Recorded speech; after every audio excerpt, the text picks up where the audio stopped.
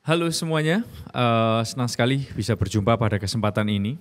Hari ini saya bersama dengan Claudia lagi di sini dan saya berharap lagu yang dibawakan boleh jadi berkat. Kita menjelang hari Natal di hari-hari ini dan di hari Natal salah satu lagu ini merupakan lagu yang sangat juga populer di seluruh dunia di hari Natal dan saya berharap kita boleh nyanyi sama-sama dan semoga memberikan suasana yang asik di tempat Anda masing-masing.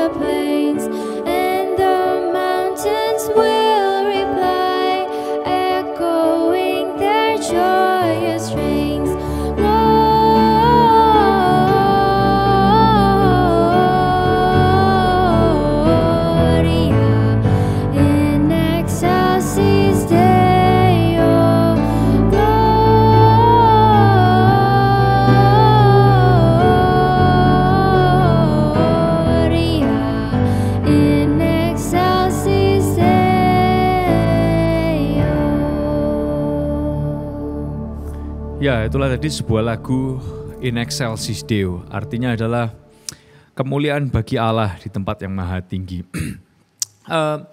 Kita masuk di season Natal, di musim Natal, di hari-hari ini. Dan saya ingin mengajak kita melihat bersama-sama banyak hal yang banyak orang yang berkata selamat hari Natal. Banyak ayat yang juga menjelaskan kepada kita sukacita Natal. Tapi realitasnya adalah tidak semua kita melihat kondisi bulan Desember itu kondisi yang sukacita.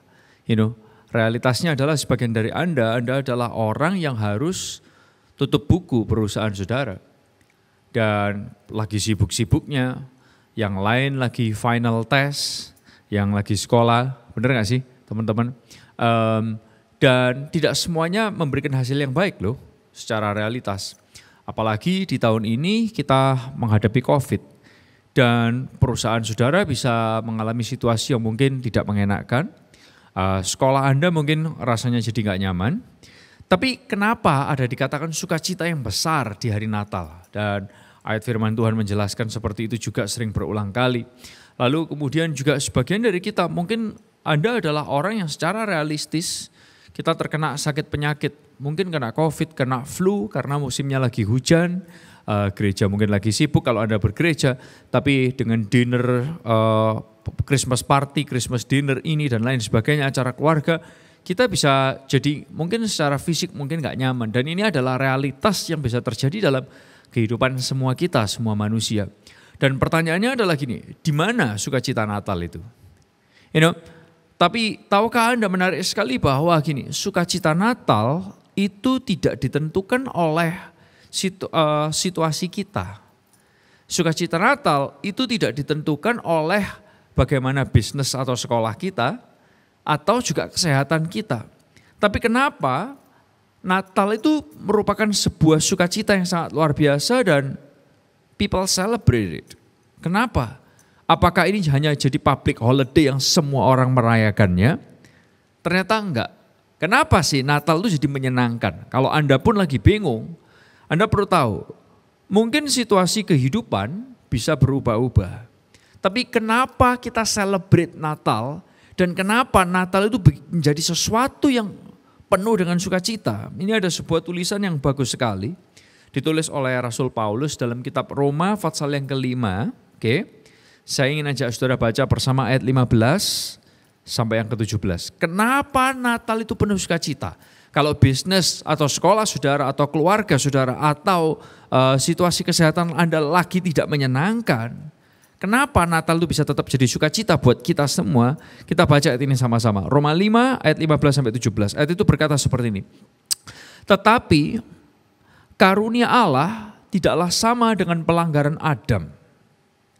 Sebab jika karena pelanggaran satu orang, semua orang telah jatuh di dalam kuasa maut.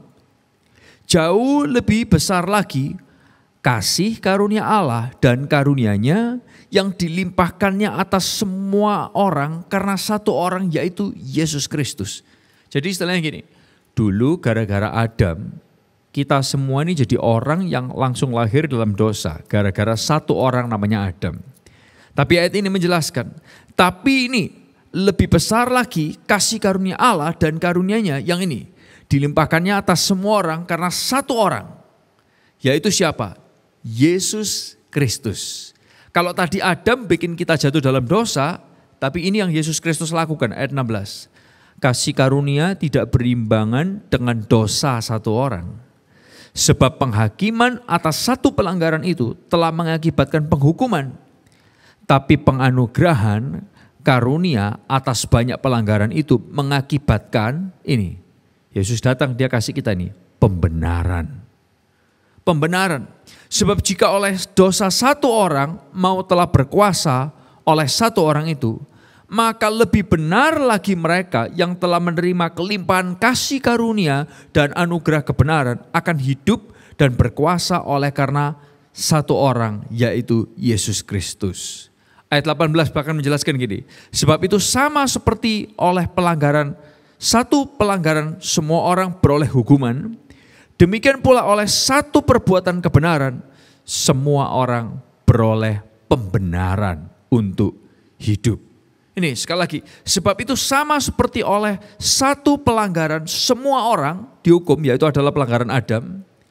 Demikian pula oleh satu perbuatan kebenaran, semua orang beroleh pembenaran untuk hidup. Jadi kenapa kita bisa celebrate Christmas? Kenapa Natal itu sesuatu yang menyenangkan, dikatakan kabar gembira. Di tengah-tengah hektiknya kehidupan Anda, urusan kerjaan, urusan sekolah, urusan keluarga, urusan sakit penyakit, mungkin itu membuat Anda gak bersuka cita. Tapi kita bersuka cita karena Natal, kita merayakan Yesus yang datang ke dunia. Dan gara-gara Yesus, kita semua itu dosanya diampuni. Dan untuk itu kita perlu bersuka cita. Untuk itu kita perlu bersuka cita. Realitasnya yes, mungkin bisnis Anda belum selesai urusannya, sekolah Anda mungkin belum selesai urusannya, sakit penyakit Anda belum selesai urusannya.